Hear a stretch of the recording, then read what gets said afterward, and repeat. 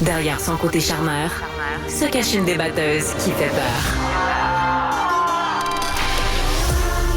Marie Montpetit. Les boissons végétales sont en vogue plus que jamais, entre celles qui sont à base de soya, d'amandes, d'avoine, de riz, de petits pois. C'est difficile de faire des choix, hein, qu'on aime des fois, que ce soit les cafés lattés ou que ce soit directement comme ça. On en parle avec notre chroniqueuse Isabelle Huot, qui est docteure en nutrition, puis qui va venir nous éclairer sur le sujet. Salut Isabelle. Oui, allô Marie. Je suis contente, on est en studio ensemble. Là, j'en profite pour faire une petite dégustation parce que j'ai apporté toutes sortes de boissons de riz, de noix d'acajou. Puis là, d'emblée, tu m'as dit, ça, j'ai jamais goûté. Il y en a plusieurs que tu as apporté que j'ai. Moi, je suis une grande consommatrice de lait de vache, mais de lait végétal aussi, végétaux, je devrais dire. Oui. Mais il y en a plusieurs que tu as apportés que non seulement j'ai jamais goûté, je les connaissais pas. Bon, ben pour la chronique, là, on va commencer d'emblée, déjà avec une petite dégustation parce que je sais que tu n'as pas eu le temps de manger. Donc, ça va te fournir un petit peu de glucides et un petit peu de protéines aussi, comme on disait hier. Hein? Ah oui. Bon, ben d'abord, d'emblée, moi, le lait, je suis très lait. Quand même. Parce que le lait de vache, la liste d'ingrédients, là, c'est très simple. Là. On n'est pas du tout dans un aliment transformé. Quand on tombe dans une boisson végétale, peu importe le choix, la liste d'ingrédients s'allonge. Je vais donner un exemple ici. Eau filtrée, fèves de soya, arômes naturels, des vitamines, des minéraux.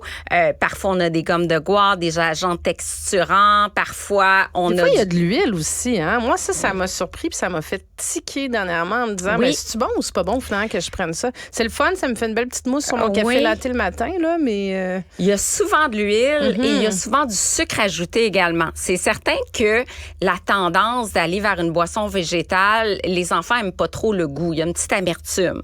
Un petit peu moins dans les boissons, peut-être celle que je te fais goûter, qui est noix d'acajou. C'est quoi, c'est noix d'acajou? Ça, j'ai jamais goûté pour ça. masquer l'amertume d'une boisson de soya, par exemple, on va rajouter parfois du sucre. Tu sais ce que ça goûte? Oui. Ça goûte les chips au barbecue.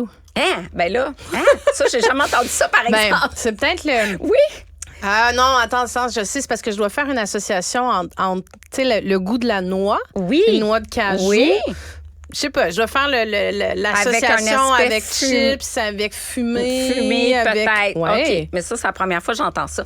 Bref, le lait très simple. Tu sais, du lait, on ajoute de la vitamine A. Ah ouais, non, chip au barbecue. Oui? Ah ouais, c'est bon, j'aime ça. Ah ben s'il y a des auditeurs qui nous écoutent, qui trouvent ça aussi, moi je trouve pas du tout, mais quand même. C'est intéressant. Ben oui, ben non, mais écoute, moi, c'est un succès. Un verre de lait, Marie, là, c'est 9 grammes de protéines. On parlait de l'importance des protéines ensemble cette semaine. Quand on tombe dans une boisson végétale, souvent, on va se retrouver avec 1 gramme de protéines, parfois 2 grammes. Donc, si moi, je commence la matinée, j'ai besoin d'un 20 grammes de protéines là, pour bien répartir mes protéines dans la journée et que je prends une boisson comme celle-ci de noix d'acajou avec 1 gramme de protéines, bien, c'est difficile d'atteindre les recommandations du 20 grammes. Alors, un meilleur choix serait une boisson végétale plus protéinée ou encore le verre de lait qui, en soi, on l'a boudé, le lait, mais le lait, c'est quand même nutritif. Là. On a quand même 9 grammes de protéines. On a 300 mg de calcium. On a de la vitamine D qui est ajoutée, qui est essentielle. On a de la vitamine B12. Non, mais pourquoi le lait, justement? Là, tu sais, j'ai souvent ces échanges-là avec des gens qui prennent pas de lait de vache, mais on sait même pas pourquoi exactement. Tu sais, il y a plein de choses qui ont été dites là-dessus. Finalement, on le métabolise pas bien ou que c'est pas bon ou que c'est correct quand t'es petit, mais à un moment donné, ton corps en a plus besoin.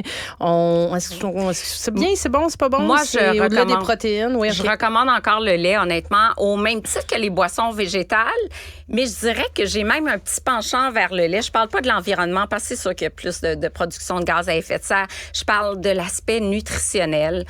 1 verre de lait, 2 verres de lait, c'est correct. C'est sûr qu'il y a un gros lobbying de l'industrie laitière qui poussait le 4 verres de lait. Puis 4 verres de lait, on n'a pas besoin de ça. Mais c'est pas mal quand même. Oui, c'est quand même beaucoup, mais on a eu une étude, entre autres, qui avait démontré que les hommes qui prenaient 4 verres de lait par jour, il y avait une augmentation du risque du cancer de la prostate. Est-ce que c'est parce qu'ils prennent des biscuits, tu sais, les petits Oreos, mettons, là, avec n'importe quel biscuit, avec du lait, ça fait partie, ça, dans les études, on n'est pas capable de décortiquer, c'est-tu le lait ou c'est le fait que souvent des biscuits ont un gâteau ou avec le verre de lait. Okay. Donc, c'était pas clair. Il y a quand même une étude là-dessus. un verre, c'est parfait. Puis dans les alternatives, ben moi, c'est les listes d'ingrédients qui me dérangent un peu. De plus en plus, il y en a des plus naturels, mais tu sais, on rajoute souvent du sucre de canne, on va rajouter de l'huile parce qu'encore une fois, on imite le lait, puis ça prend une texture puis un goût. Donc, on va mettre des arômes. On n'a pas besoin d'arômes dans le lait, mais on va mettre des arômes naturels pour que ça soit agréable. On va rajouter des vitamines, des minéraux pour imiter le lait aussi. Donc, en sus du calcium, la vitamine D, on va mettre d'autres choses. Donc, mon cœur balance, je dirais, entre les deux. Puis maintenant, dans le lait, on a des laits ultra protéinés. Il y a des laits à 14 grammes de protéines, il y a des laits à 18 grammes de protéines. Et il y a un lait, il y a Fairlife, Lactantia et Natrel qui sont des laits... Là, tu me parles toujours de lait de vache. De vache. Okay. Ultra protéinés. Parce que ici, ce sont des boissons végétales et non pas du lait. Ah, mais je sais, mais je te pose la question pour ça. Moi, j'ai toujours dit, quand on te demande, est-ce que vous voulez quelle sorte de lait? Ben, je pense qu'il y a juste une sorte de lait. C'est du lait de vache. C'est du lait de vache. Ben oui. Oui, ça vient d'un mammifère. Quand tu dis qu'ils sont ultra protéinés, qu'est-ce qu'ils ajoutent comme. Ben, ils ajoutent rien. C'est vraiment un processus de filtration qui fait en sorte que la teneur en glucides va baisser. Parce que dans le lait, il y avait peu d'innovations depuis quelques années. Puis là, ils ont vu, une grande concurrence des boissons végétales. Ils ont dit qu'est-ce qu'on pourrait faire. La tendance, évidemment, est aux protéines. On recherche beaucoup des sources de protéines. Donc, ils ont lancé des laits ultra protéinés. Puis c'est pas... On n'ajoute pas une poudre de protéines, là. Ça goûte pas la poudre de protéines. Donc, c'est vraiment juste un processus de filtration. Maintenant, si on prend, parce qu'on est intolérant au lactose, on a vu il y a 16 % des gens qui sont intolérants au lactose, il y en a qui sont intolérants à la caséine, la protéine du lait, on cherche des alternatives. Ben voilà, les alternatives sont toutes sur ma table. Et les meilleurs choix. Bon, mon premier top 1, c'est la boisson de soya. Fait que boisson de soya, tu connais? Oui, je connais. T'aimes ça?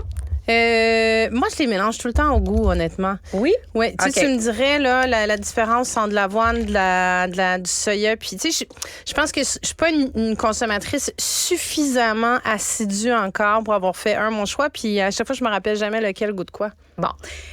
La boisson de soya, l'avantage, c'est la teneur en protéines. Ah ouais, c'est super bon. Non, OK, je me rappelle. C'est bon? Mais c'est très sucré, le soya, ou c'est celui-là qui est... voilà. Là, je suis dans l'original. Je suis pas dans vanille. Si je m'en vais dans vanille chocolat, je vais donner un exemple. Ici, en sucre, j'ai 6 grammes de sucre.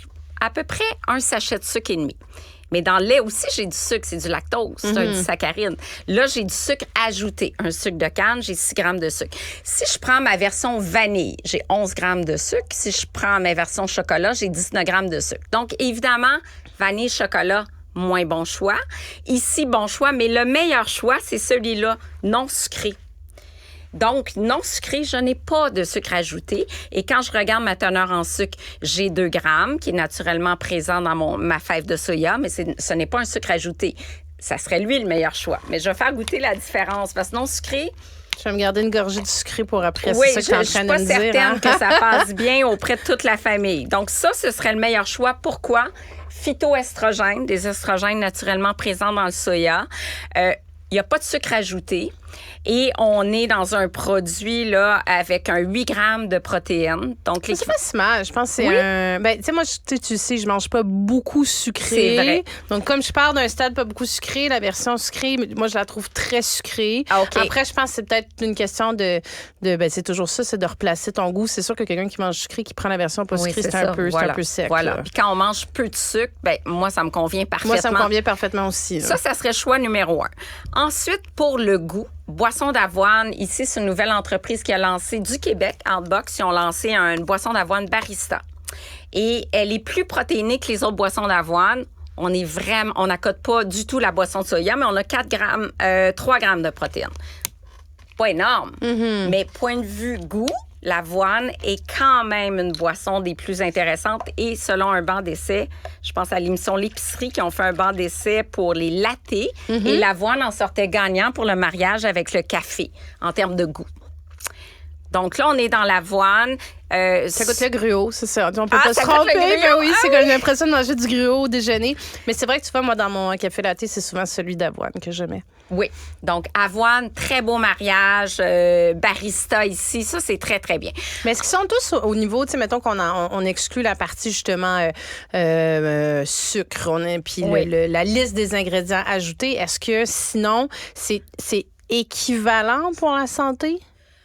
C'est équivalent dans le sens où c'est enrichi en calcium, vitamine D, qui est un must, parce que si on décide de ne pas prendre de lait, c'est quoi nos sources de calcium dans l'alimentation? Un peu les amandes, un peu les légumes verts, du calcium dans le fromage, mais vitamine D, si on ne prend pas de supplément, c'est un bel outil pour nous aider à rencontrer nos besoins.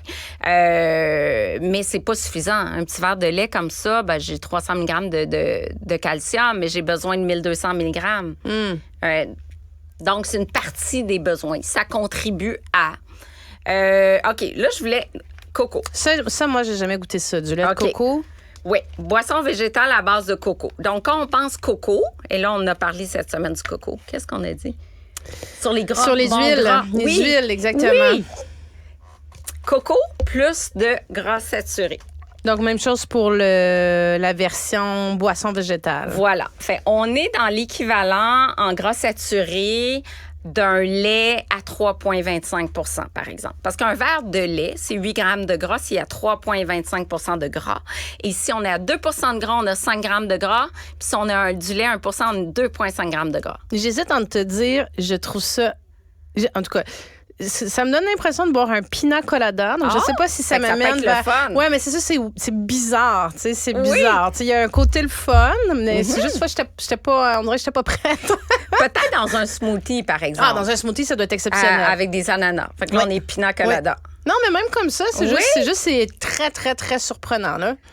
Tropical. Donc, c'est ça. C'est vraiment... tropical, ça risque de passer chez les jeunes, vont adorer ça parce que coco, c'est très populaire chez les jeunes.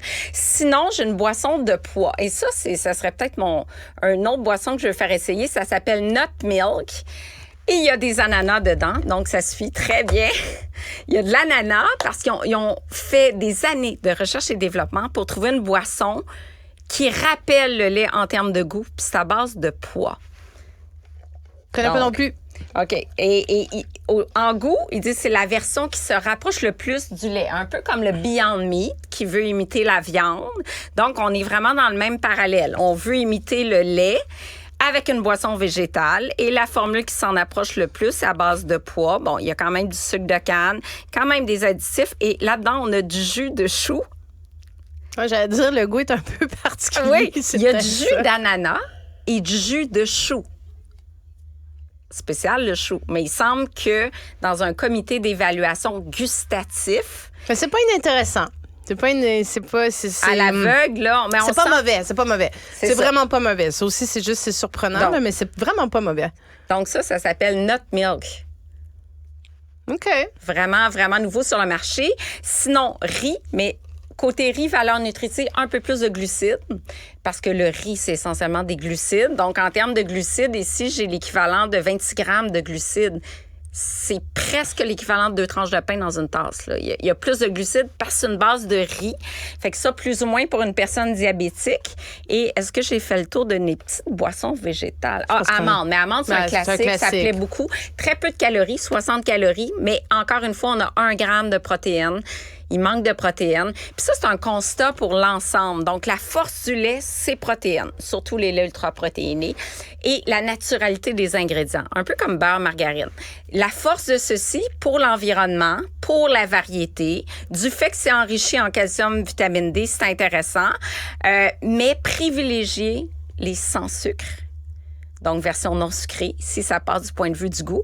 Puis, je pense qu'Avoine, là, pour l'instant, je pense en popularité, Avoine l'emporte peut-être, là. Mais soya, plus de phytoestrogènes et de protéines. Bon, alors ça, nous voici. Ouais, okay.